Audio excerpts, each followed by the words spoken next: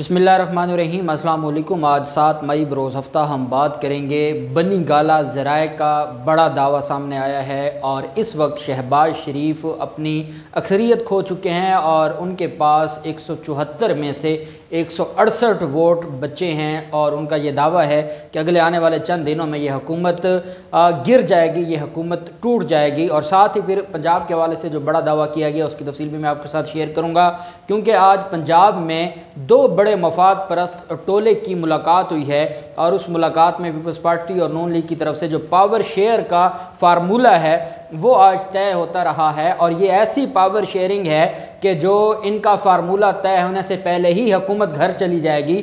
उसकी तफसील भी मैं आपके साथ शेयर करूंगा। आज शहबाज शरीफ गए हैं खैबर पख्तूनख्वा और वहाँ जाकर उन्होंने खिताब किया है और ये कहा है कि अगर हम मेहनत और खून पसीना एक करने से ही हमारा भिखारीपन ख़त्म होगा। आज दोबारा उन्होंने ये तस्लीम किया है कि वो भिखारी हैं और कहते हैं कि इन फ्यूचर अगर हम मेहनत और खून पसीने की कमाई करेंगे तब ही भिखारीपन ख़त्म होगा। और क्या कुछ कहा उसके ऊपर भी हम बात करेंगे। पहले मैं आपको बता दूं कि पाकिस्तान तहरीक इंसाफ की दौरे हुकूमत में चेयरमैन वापडा का बड़ा एक अहम किरदार रहा है और आप जानते हैं कि इमरान खान के दौरे हुकूमत में जो लोड शेडिंग का मामला था वो भी बड़े अहसन अंदाज से चलता रहा, बेहतर अंदाज से। इसके अलावा जो बड़ी अहम चीज़ थी वो ये थी कि मुख्तलिफ डैमों पर काम हो रहा था, डैम्स बन रहे थे और चेयरमैन वापडा का उसमें बड़ा पॉजिटिव किरदार था। पाकिस्तान तहरीक इंसाफ की हुकूमत के जाने के बाद water and power development authority के chairman lieutenant general retired Muzammil Hussain ने इस्तीफ़ा दे दिया है और उनका ये कहना है कि वो मौजूदा हुकूमत के साथ काम नहीं करना चाहते। उनको पता है कि ये इम्पोर्टेड हुकूमत है और इम्पोर्टेड हुकूमत के साथ वो काम नहीं करना चाहते। इस वजह से उन्होंने अपने ओहदे से रिज़ाइन दे दिए। आप जानते हैं कि हर जगह अपने खिलाड़ी इकट्ठा करने की कोशिश की जा रही है शहबाज शरीफ की तरफ से। शहबाज शरीफ का आज सुबह एक इजलास हुआ था पंजाब के सीनियर ब्यूरोक्रेट्स के साथ और ब्यूरोक्रेट्स ने जो शहबाज शरीफ को कहा कि आप हमारा मुतालबा पूरा करें, हम आपकी चोरी, आपका डाका, आप जो भी मुल्क को लूटेंगे हम आपका साथ देंगे। वो एक ही मुतालबा है कि जो नैब का कानून है इसको ख़त्म कर दिया जाए, नैब का काला कानून है इसको ख़त्म किया जाए। और सीनियर ब्यूरोक्रेट्स ने बाकायदा मुतालबा किया है कि जब तक नैब का कानून ख़त्म नहीं होता हम आपके काले धन को सफ़ेद नहीं करेंगे, क्योंकि माजी में हमें भुगतना पड़ा है। तो ये वो लोग हैं जो अपने मफादात के लिए किसी हद तक भी जा सकते हैं। 8 कमिश्नर्स तब्दील कर दिए हैं, जो DCOs मुख्तलिफ अजला के DPO चेंज कर दिए हैं। तो जो साबिक IG रेलवे हैं, साबिक IG पंजाब और मौजूदा जो IG रेलवे थे इनाम गनी, उनको ओहदे से हटा दिया गया है। तो ये तो हर तरफ अपने लोगों का जाल बिछाएंगे और ये कभी भी न्यूट्रल अंपायर के साथ नहीं खेल सकते। यही वजह है कि चेयरमैन वापडा की तरफ से कहा गया है। चेयरमैन वापडा के दौर में 2.6 खरब के मंसूबों पर काम शुरू किया गया। मुजम्मल हुसैन के दौर में शुरू किए गए 75% मंसूबे सेल्फ फाइनेंस थे। चेयरमैन जो वापडा के दौर में दयामर, भाषा, महमद और दासू और दीगर 7 डैम्स मुजम्मल हुसैन के दौर में शुरू हुए और इनका जो किरदार है वो बासलाहियत किरदार के तौर पर इनको जाना जाता था। लेकिन उन्होंने आज कौम को ये बताया है कि वो उस हुकूमत के साथ काम नहीं कर सकते और उन्होंने रिज़ाइन कर दिया है। और मैं समझता हूँ कि वैसे भी इन्होंने हटा के अपना बंदा लगाना था, बेहतर है। जैसे रज़ा बाकिर है या जो गवर्नर स्टेट बैंक का जो मामला जिस तरह से बना है, तो ये चीज़ें बेहतर हैं ताकि पाकिस्तान बेहतरी की तरफ आए। अब मैं आपको इस वक्त जो शहबाज शरीफ हैं जो वज़ीर आज़म हैं, ना सिर्फ वो वज़ीर आज़म हैं बल्कि कई केसेस में वो बतौर मुलज़म भी हैं। दहशतगर्दी के मुकदमात, मनी लॉन्ड्रिंग के मुकदमात, करप्शन के मुकदमात, आमदन से ज़्यादा असासों के मुकदमात, मुख्तलिफ मुकदमात के वो मुलज़म हैं और उनके खिलाफ फ़र्द जुर्म आयद हो चुकी है। उन्होंने कहा है कि मेरी जान में जान है जब तक मैं दिन रात अनथक काम करूंगा। ये वो लोग हैं जिन्होंने 30 साल हमारे मुल्क को लूटा है और अभी कह रहे हैं कि हम पहले 30 साल में सिर्फ मार बटोरने पर लगे, हमने मुल्क का बेड़ा गर्क कर दिया, अब मुल्क को खड़ा करने के लिए हम दिन रात काम करेंगे। और उन्होंने कहा कि इंशाअल्लाह KPK को भी अजीम सूबा बनाएंगे।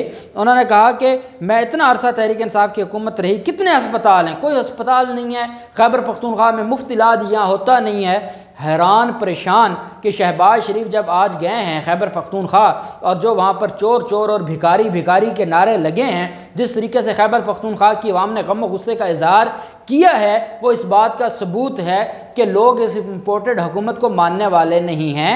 लोग कहते हैं कि आप अगर चाहते हैं कि हमारे वज़ीर आज़म बने तो आएँ, आप मैदान में इलेक्शन लड़ें, इलेक्शन जीत कर आएँ, अक्सरियत लेकर आएँ और बैठें, आप 5 साल आप अपना टेन्योर मुकम्मल करें, हम आपको तस्लीम कर लेंगे। लेकिन ये क्या है कि आप रातों रात चोर और डाकू की तरह जब आप किसी के इक़्तिदार पर डाका मार के आएंगे तो इस तरह कौम कभी भी तस्लीम नहीं करेगी। और यही आज खैबर पख्तूनख्वा के लोगों ने किया और वहाँ पर नारेबाजी की गई है।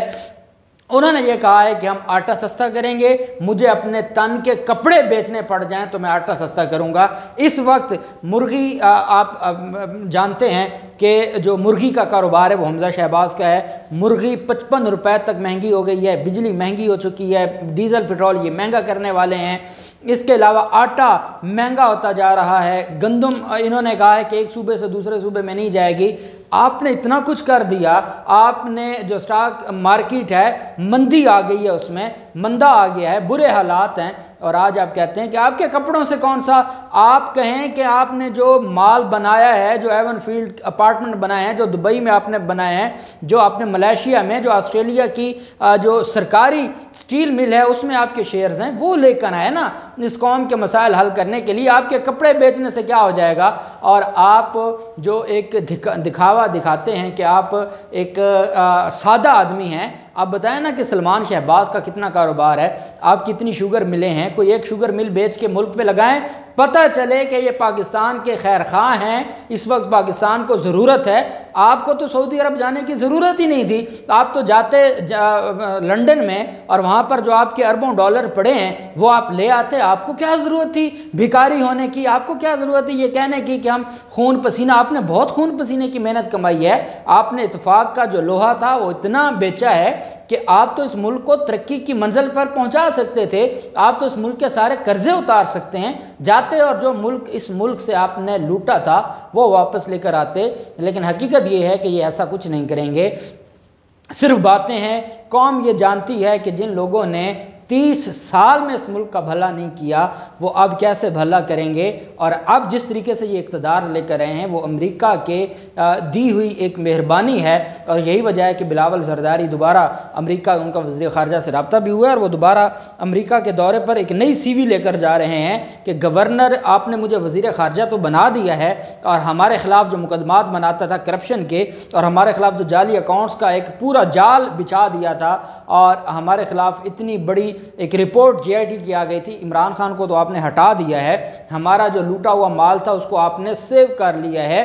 अब अगली CV ये है कि मुझे वज़ीर आज़म बनाया जाए, और वज़ीर आज़म मैं इसलिए नहीं बन सकता कि पंजाब में मेरा कोई नहीं है, लेकिन उसके बावजूद अगर आप चाहें तो मैं बन सकता हूं। और यही वजह है कि एक बहुत बड़ी गेम, बहुत बड़ा प्लान बन रहा है और दोबारा जनूबी पंजाब पीपल्स पार्टी के हाथ में देने की साजिशें हो रही हैं, और अल्लाह पाक इस मुल्क को बचाए इन लोगों से।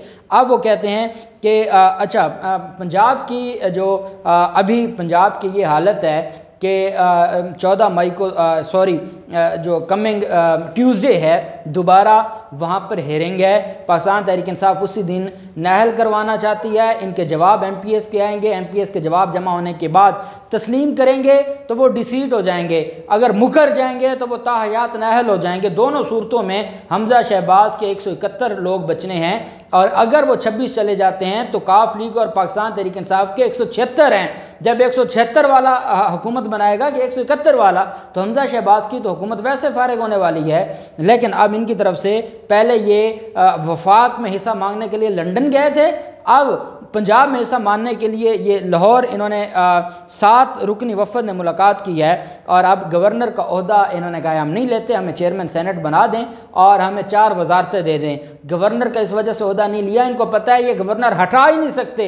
पीपल्स पार्टी के वकला ने इनको बताया है कि ये गवर्नर नहीं जा सकता, इसको सिर्फ सदर पाकिस्तान हटा सकते हैं, वज़ीर आज़म के पास अख्तियार नहीं है। इस वजह से उन्होंने वो ओहदा छोड़ दिया और 3 और ओहदे मांग लिए हैं, और उन ओहदों में मुख्तलिफ जो ओहदे हैं उसमें हसन मुर्तज़ा को सीनियर वज़ीर बनाने का इम्कान है, शाजी आबिद, गज़नफ़र अब्बास लंगा और रईस नबील को पार्लिमानी सेक्रेटरी और चेयरमैन पार्लिमानी पार्टी बनाए जाने का भी इम्कान है। और साथ उन्होंने ये भी कहा है कि जो यूसुफ रज़ा गिलानी है वो चेयरमैन सेनेट बनेंगे, और गवर्नर ये नहीं बनाते। क्यों नहीं बनाते? क्योंकि गवर्नर इनसे हटने वाला नहीं है, उसको सिर्फ और सिर्फ सदर हटा सकते हैं। और दूसरी तरफ जो बनी गाला से जो खबर सामने आई है, और ये फवाद चौधरी ने आज एक अहम प्रेस कॉन्फ्रेंस की है और उनकी तरफ से ये कहा गया है, बड़ा दावा किया गया है कि अगले 2 हफ्तों में ये हुकूमत गिर जाएगी। उनका ये कहना है कि इस वक्त शहबाज शरीफ के पास सिर्फ 168 मेंबर्स हैं और 3 इनको पहले छोड़ चुके थे और बाकी भी छोड़ के जा रहे हैं, तो ये 168 के साथ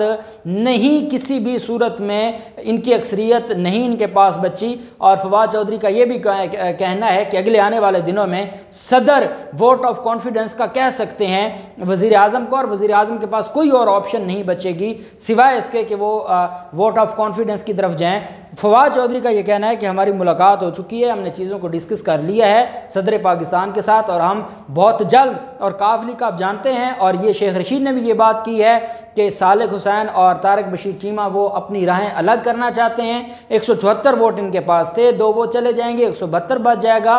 और इसमें जो बाप पार्टी है उसको भी कुछ नहीं मिला और ANP के भी एक, वो भी पीछे हटने को तैयार हैं। फवाद चौधरी का कहना है कि इस वक्त 168 मेंबर्स हैं इनके पास, ये जो अक्सरियत है दोबारा हासिल नहीं कर पाएंगे, वोट ऑफ कॉन्फिडेंस ये नहीं मंजूर करवा पाएंगे और इनकी हुकूमत गिरने वाली है। और उनका ये कहना है कि जो पंजाब है वहाँ पर इनको 186 मेंबर्स चाहिए और 26 अरकान के नायल होने से ये 171 पर आ जाएंगे और पाकिस्तान तहरीक इंसाफ 176 पर आ जाएगी। इस वजह से ये हुकूमत नहीं चलने वाली और उन्होंने कहा है कि 20 मई से पहले पहले ये हुकूमत घर चली जाएगी और अगला इलेक्शन होगा और इमरान खान अक्सरियत लेकर आएंगे। तो मैं समझता हूँ कि क्योंकि चीज़ें बड़ी क्लियर हैं और अब फवाद चौधरी की तरफ से भी ये एक जो दावा किया गया है और चीज़ें हकीकत भी और मौजूदा जो सूरत हाल है वो भी यही बता रही है। देखते हैं क्या होता है, जो भी तफसीलात होंगी आपके साथ शेयर करते रहेंगे। अल्लाह पाक पाकिस्तान कामी और नासिर हो। बहुत शुक्रिया। अल्लाह हाफिज़। पाकिस्तान जिंदाबाद।